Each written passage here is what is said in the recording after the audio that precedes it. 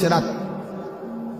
এই লম্বা সফরের ব্যাপারে আসলে আপনার দিলের মধ্যে মানসিকতা কি এটা পরিষ্কার বলে।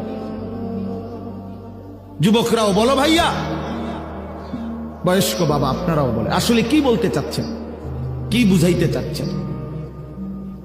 ইস্তাফতি কলবাক, নবীজি বলছেন উম্মত তোমার দিলকে জিজ্ঞেস করো, দিলের সাথে বুঝাপড়া করো।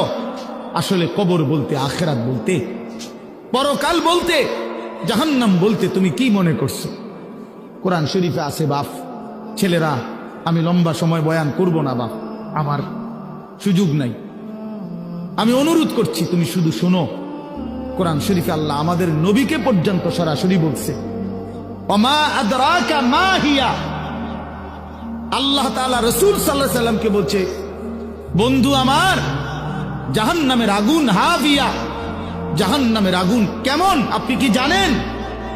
আপনি জানেন, আন্দাজ করতে পারছেন? আপনি ভেবেছেন কি?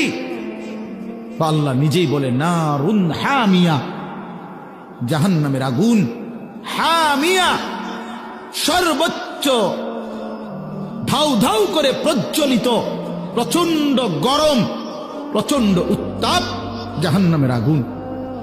তো নবীজি এটার ব্যাখ্যা বলে দিছে, উম্মত শোনো, আল্লাহ যে বলছে জাহান্নামের আগুন প্রচন্ড গরম, এর ব্যাখ্যা কি, এর অর্থ কি?